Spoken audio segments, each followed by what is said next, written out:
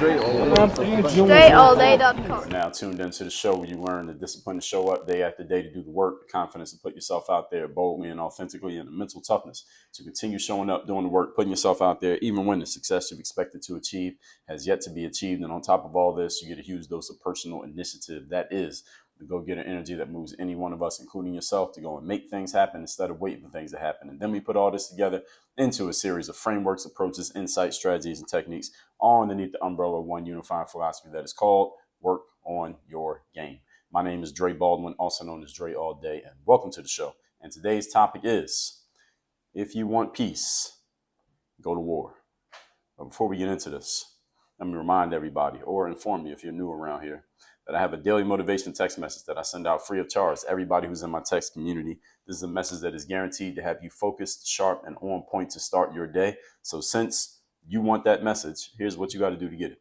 Text me right now at the following number, 305-384-6894. And every morning when that daily motivation message comes out, starting tomorrow morning, since you're a member of my text community, and only because of that, you'll be getting this message straight to your phone every single day. You can even respond to those messages, and you might get a response back from me because I do go through and respond to a couple messages every single day. So just text me at that number right there that I just gave you. It's down below in the description of this episode or video, wherever you're consuming this, and you'll be a part of my text community. You'll get that daily motivation. Second thing, before we get started, is that I have a university. This is the place where you get the highest level teaching. It's an institution of higher learning. I mean, that's what universities are supposed to be. Universities are supposed to be these days, right? Now, I don't know what the universities that some of you are enrolled in and are paying hundreds of thousands of dollars to go to. I don't know what they exactly are doing these days, but let me tell you what happens in my university. All right, it's called Work on Your Game University. Over there, that is the place where you get direct access to me. That is the place where you can be coached directly by me. That is the place where you get access to my best trainings and frameworks and courses on mindset, which is the foundation of all success; strategy, which is your game plan of action; systems, which is the process that allows your game plans to be executed on a consistent basis; and accountability and execution, which means you are being held in check and held accountable for making sure that you execute the way that you're supposed to, so that you are consistently producing results based on the game plan that you have created and maintaining the mindset that we've installed. You see how all of these pieces work together? All that happens at Work on Your Game University. If you would like to join the university, since you would like to join the university, since you need to join the university, go to workonyourgameuniversity.com. That link, along with the number for my text community, are both down below in the description to this episode. So with that out of the way, let's get into this topic, which is, if you want peace, go to war. Now, this episode is about the understanding that there is a flip side to everything in life. It is about you understanding that all the good things that you want, whatever they are, they all require something that you may not be so fond of, maybe not so happy about, or even you don't even want to be engaging with. But that doesn't mean that it doesn't happen. All right. Everything has a flip side, and it does not apply in black and white terms to everything necessarily. But if you think about it deeply enough, you'll start to understand how these dichotomies exist in so many places of life. So I'm going to talk about this from a metaphorical perspective, as I often do, also from a literal perspective, for you understanding there's a flip side to everything, that you can't have the positive without the negative, the rain without the sun, the happy without the sad. It all comes together. Let's talk about it. Point number one. Topic, once again, is, if you want peace, go to war. Who do bullies mess with? This is point number one. Any of you ever encountered a bully? Whether you saw the bully, you observed the bully doing something, whether you were the bully, whether you were the recipient of the bully's attention. The question is, who do bullies mess with? This is not a rhetorical question. Who do they mess with? I mean, even if you only know about bullies from what you read in magazines or saw in books or on TV or on the internet, we all know the answer to the question. All right. Bullies mess with the people who they can anticipate will not fight back. That's who bullies mess with. Bullies mess with victims. Like, do we all agree? Bullies mess with people who have decided that they are going to allow the bully to have their way with them, and the bully gets to have their way. That's how they become a bully, because they find an easy target and they attack the easy target, and they continue to attack the easy target until or unless the easy target is no longer an easy target. All right. Bullies only mess with victims who are unwilling or incapable of fighting back. Bullies become bullies because they mess with people who don't want to fight for whatever reason. See, if you had to fight everybody that you mess with, then you're not really being a bully. See, if I go around and I just start messing with people and every person I mess with fights back, then I don't know what you would call me, but it ain't a bully. Because if the person that you're messing with is fighting back, then you're not bullying them. See, bullying is when you take advantage of someone and they're not pushing back. Now, if they push back, then that's just a conflict. And you can have different terms. You could describe a person who just goes around and starts conflicts with people. But if it's a conflict, that means I'm pushing and you're pushing back.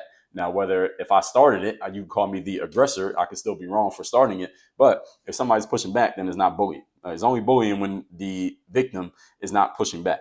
Everybody understand? So you can call that person a troublemaker, an aggressor. You can call them a thug. But the bully is the person who bothers people who aren't trying to bother anybody else. And the person who also usually, the people who get victimized and attacked and targeted by bullies are usually people who are seeking to avoid conflict at any and all costs. Can we agree? From your own experience, I mean, all of you have had experience either witnessing a bully, being on the receiving end of the bully's attention, or maybe some of you at some point in your life have been the bully. But can we all agree that the bully only targets people who are looking to avoid conflict? And this is the reason why the bully targets them, because they know that they don't want conflict. So the bully threatens them with conflict, and then they get their way with the person. What's the advice we give to people who have bullies? Any of you who's ever had a bully, what's the advice that you were given hopefully by a smart person who was trying to help you deal with the bully and not avoid it? See, just running away from the bully and avoiding them and never going to the place where the bully might show up is not really a way to deal with it. That's avoidance. I don't consider that dealing with something. There's a conflict and you just go avoid the situation so you never have to see it again. You're not really dealing with the situation. Dealing with the situation is addressing it. So if you have ever given, or anyone's ever given you, or you have witnessed someone being given good advice to deal with a bully, what was the good advice? On one hand, again, as I said, you could try to avoid them, but that's not really a sustainable process, and you didn't really deal with it. You just run away and avoid the situation. You didn't deal with it. Eventually, the bully will come find you, or more bullies will replace the previous bully, and then you'll have the same problem over and over again, because the problem is not really the bully. See, if you are told to avoid the situation when you have some type of bully in any form messing with you, and you're taught to avoid the situation, see, the problem is not really the fact that there's a bully. See, the problem is you. Because if you're the type of person who will avoid conflict at all costs, Robert Greene talks about this in his book, The 48 Laws of Power, which is my favorite book, by the way, chapter 28. When you're the type of person who will avoid conflict at all costs, and you will do anything to appease or to, what's the word that I'm looking for? The word is escaping me. But if you'll do anything just to avoid conflict, then what happens is everywhere you go, you're going to bring that bully out of other people, even if they're not that type.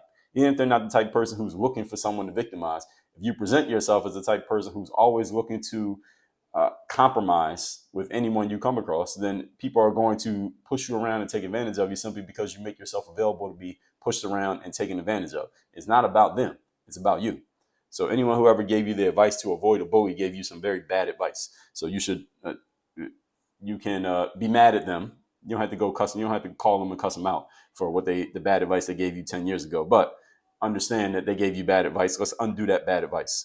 The best advice that somebody would give you for dealing with any kind of bully in life. And again, the bully is not that individual. It's any person who would try to take advantage of you because you seem to be maybe the compromising, nice, appeasing type of individual, is to stand up to the bully. I mean, it's number one thing you got to do anytime someone's trying to push you around is you got to stand up to them. Napoleon Hill talks about this as well. And he talks about this in Outwitting the Devil. He talks about this in his lectures that he gave after he wrote his book, Think and Grow Rich. Is number one thing you have to do in life whenever anything or anyone is trying to push you around, you must stand up to the situation and push back. If you're unwilling to push back, you will be pushed around mercilessly. Why? Because you have made yourself available to have it done to you. All right. And there are, as the saying goes, there are no victims, there are only volunteers. Everyone's heard that phrase before. If you haven't, you can credit me for saying it. Number one thing is to stand up to the bully, push back against them, punch the bully in the face, and be prepared to fight if you need to. All right, this is what you have to do to deal with a bully. Even if you get in a fight with the bully, let's say you punch the bully in the face and you lose the fight. You know what happens? The bully will usually from that point forward leave you alone. You know why they'll leave you alone? Because bullies are looking for easy victories. I mean, that's the whole ethos of being a bully, is that you're looking for someone that you can mess with where you don't have to shed any blood. You don't have to sweat. You can just mess with them, take what you want from the situation, and there's no effort on your part. Bullies are looking for easy victory. So even if the bully could beat you up in a fight, the bully doesn't want to have to do that. The bully doesn't want to have to fight because it's much easier to go find a volunteer who will allow the bully to have their way with that victim rather than have to fight in the first place. Because see, having to fight is effort. Fighting is work. All right, fighting is effort. Any of you ever watched a boxing match or an MMA or anything like that? Any of you involved in that? That stuff, that's not easy, even if you win. All right, the best fighter in the world still has to work hard to win every fight. See, a bully doesn't have to fight at all. See, bullies are looking for people who they don't have to fight, those who they can intimidate. So the number one way to deter a bully is to make the bully believe that messing with you will come at a cost. And the bully will leave you alone and go find someone they can mess with at no cost. And I want you to understand, metaphorically speaking, folks, this is how all of life works. Anytime something is pushing against you and you are doing everything you can to avoid being pushed against, it's just going to keep pushing you because you're allowing it. As soon as you start pushing back and fighting back, it will probably leave you alone. Moving on to point number 2. Now that we set that frame, topic once again today is if you want peace, go to war. Number 2, if you want freedom, you want security, you want happiness, you want space to live how you want to live. I think everybody listening to this wants those things, right? Even if you never dealt with a bully, even if you did deal with a bully 30 years ago and now you're a grown adult with your own kids and bullies are not really part of your world right now. So you may be wondering, Drea, what does that first point have to do with me? Because right now I'm just trying to become financially free. I'm trying to become secure in my career. I just want security. I just want happiness in my life. I want space to live how I want to live. I want to you define success as just being who you want to be and doing what you want to do. All right, what does any of that have to do? What you said in point number 1, does any of that have to do with me? I'm telling you right here in point number 2. If you want these things, you must be willing and able to fight for them. If you want them and you seriously want them, you must be willing and able to fight for them. They will not be handed to you. You must be willing and able to fight for them because they will not be handed to you. Freedom is not free. Some of you who have been born in the United States of America, I remember I was at a Toastmasters meeting years ago, and someone was called on to speak, and they had a section in Toastmasters meetings it's called the table topics. It's basically impromptu speaking where someone is called on and they get asked a question or presented a topic, and they just get asked to speak extemporaneously for about 1 to 2 minutes. They didn't even know they were going to be called on. So it's kind of like if you're in a board meeting at work and the boss just calls on you, you didn't even know you will be called on. So it's practice for that. And this person was talking, and the topic was around what are some things that are free in life. And I remember this, there was a female standing in front of the room. I remember who it is. I'm not going to say her name, but she was standing in front of the room and she said, freedom is free. And there was another female sitting in the audience. She was not from the United States. She was from, I can't remember what country she was from. She was from a country in Eastern Europe. Let's just say that. She was from an Eastern European country. And when this girl who was standing up said, freedom is free, the girl in the audience said, really? And she chuckled and laughed at her because it was kind of a ridiculous thing to say. It really was ridiculous. Now, she shouldn't have interjected and said that because that's not the kind of place that Toastmasters is. But the whole point is freedom is absolutely not free. All right. Now, some people, again, those of you who have been born in the United States, you've never been anywhere, you haven't really traveled in life, and maybe you don't know a lot of people who have. You might think that freedom is free because to you, in your myopic world, it seems like it's pretty free and you're free to do whatever you want. And it doesn't seem like you have to do anything to have that freedom. I want you to understand, because of the structure of the word, some people think it's free because it's freedom. Isn't that the root of the word? Not really. See, this is exactly why there's a dichotomy.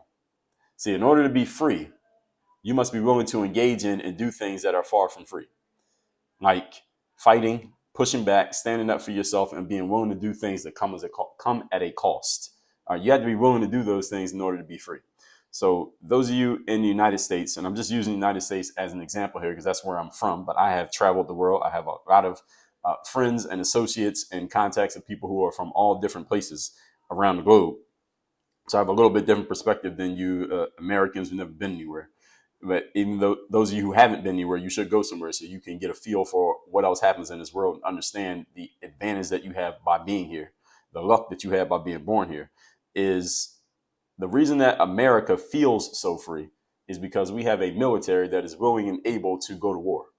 And because our military is so willing and so capable and so threatening to any possible opponents, at least as of today, as of this recording. Now, if anything changes after this recording, don't hold it against me. Because our military is so willing, we don't get attacked. We don't get bullied. We often don't even have to fight, at least not on our soil. Now, we go fight in other people's soil, but we usually don't get attacked on our soil. Last time we got attacked on our soil was Pearl Harbor, and that was before I was even born. And any of you don't know the history of America, you can go find out what happened after Pearl Harbor, who did it, and then what we did to them. You can go find out about that. Those places, there are people who are still dealing with the effects of what we did as a retaliation for Pearl Harbor, and that was 60, 70 years ago. We usually don't get attacked on our soil simply because of our willingness to hit back, our willingness to throw a counterpunch. So if you believe that freedom is free, it feels free because we've had it for so long and it seems like it, but it's not really. It's our willingness and capability of going to war, which might be the strongest in the known world.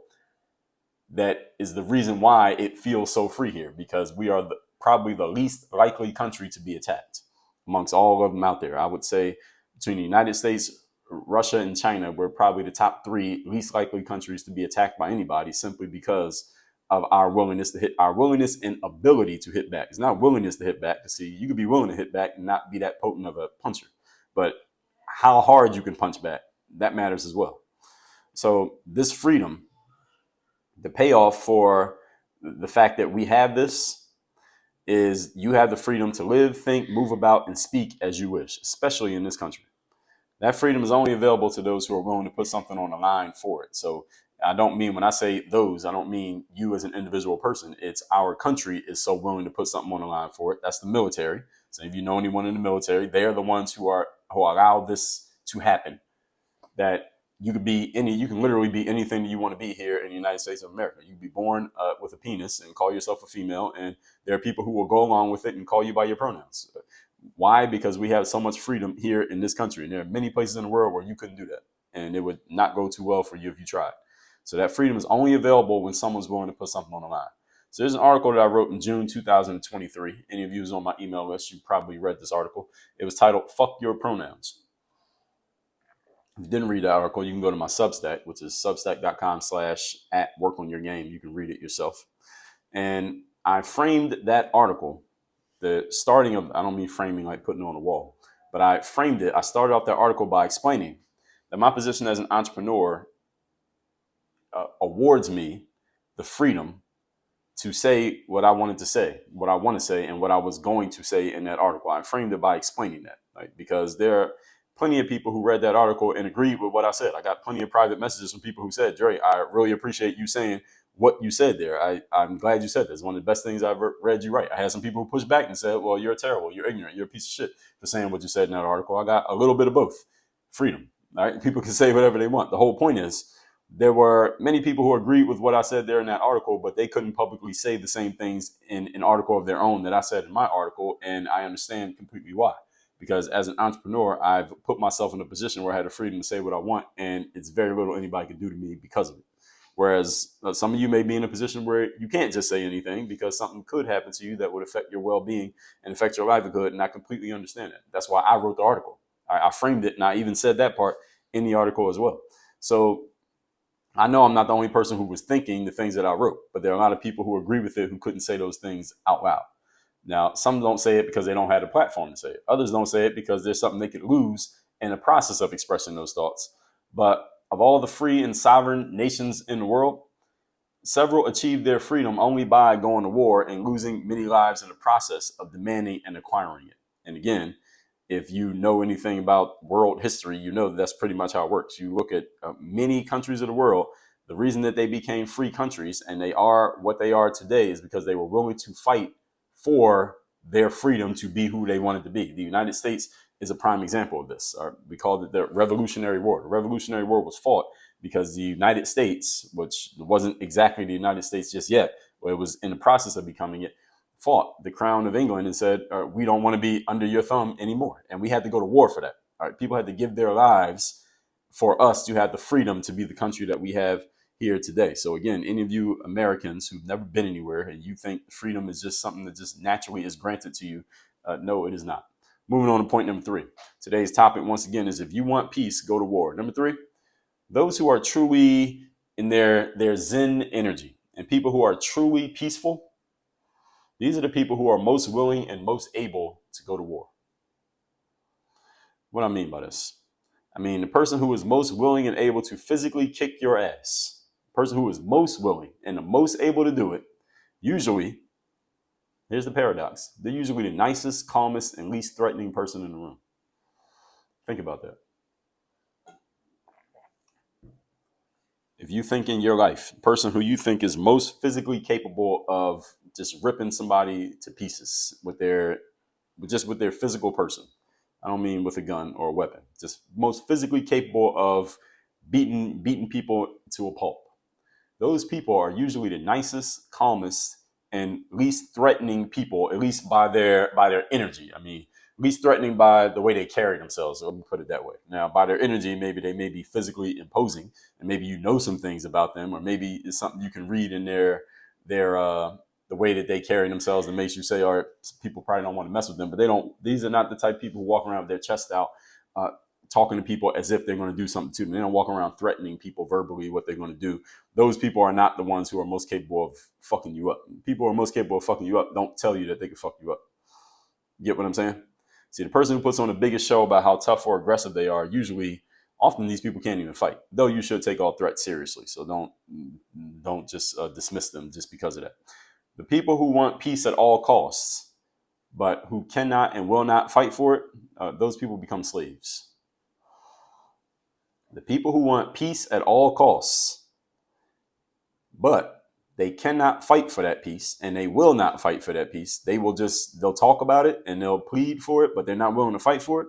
Those people become slaves. Why? Because people will eventually find out that you're not willing to fight for the peace that you want, and they will use your unwillingness to go to war to take your peace away from you, and they will enslave you. This is what happens. You look around in life, you will see many examples of this.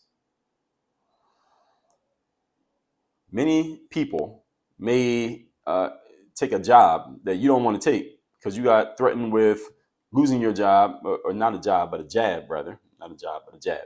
Many people in 2020, going into 2021, you took a jab in your arm that you didn't want to take because your job threatened you and said, if you don't take this jab, you can't come back, you can't come to work. Or if you don't take this jab, you can't come back to campus. I know many college students who actually told me this. Said, Jerry, I didn't want to take the jab, but I'm in college, and they said you can't come back to campus unless you take that jab. Now, if I was in college, I probably would have took the jab too. I ain't mad at you for it. But this is what happened. They took advantage of your unwillingness to fight against what they did, and they made you do something that you didn't really want to do. That's slavery. That is the very definition of slavery. That's what it is. Now, that doesn't mean you are a full slave, like back in chattel slavery back in the 1600s, but that is the definition of slavery. Some of you have accepted a month of rainbow flags and pride celebrations that you don't agree with because it was dictated to you that you had no choice. Now, the fact that it exists somewhere over there outside of my purview is one thing, but when I work at a company and now they got to put the pride flag logo at my desk or in my office, or I got to put pronouns in my bio during the month because I got to be accepting and recognizing of this thing that I don't agree with. Again, it's not about whether it should exist or is not. If I don't agree with something, I shouldn't have to participate in it. But if I'm being forced to, under the threat of, well, you'll lose your paycheck if you don't, and I value the paycheck more than I value saying what I want to say, that's a microcosmic way of enslaving somebody. You're making them do something that they don't want to do under the threat of, if you don't do this, we're going to do this. And you being unwilling to take that fight, that is your need for peace causing you to accept something that you don't want to accept. If you want peace, you got to be willing to go to war. You got to be willing to put something on the line. This is the whole point. And I talked about this in that Fuck Your Pronouns article that I put out in June of 2023. So anytime you accept anything and decline your right to fight in order to preserve the peace, you are being enslaved. You are being bullied. You're being attacked. And people are abusing the fact that you're unwilling to go to war to take away the peace that you want. And your peace is different. Peace is different for each person. It's relative. Your peace may be, hey, just leave me alone. Don't infringe on what I'm thinking. Don't make me agree with or participate in or verbalize anything that I don't want to verbalize. If someone infringes on that and says, okay, well, you got to do it anyway. And if you don't, then I'm going to do this. And then you got to go along with it. All right. They're laying down there. They are calling, what's the better way I can put this? They are pulling out their arms. I don't mean arms like short sleeves. They're pulling out their arms and saying, okay, well, if you don't do this, this is what we're going to do.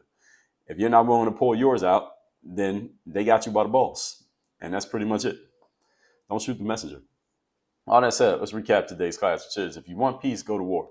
This is about understanding that there's a flip side to everything in life, and understanding all the good things that you want require that you give something up in exchange, or be willing to give something up if necessary. Number one, who do bullies mess with? All right, they mess with the people who are unwilling to fight back. And anyone ever gave you good advice about dealing with a bully, it's to what?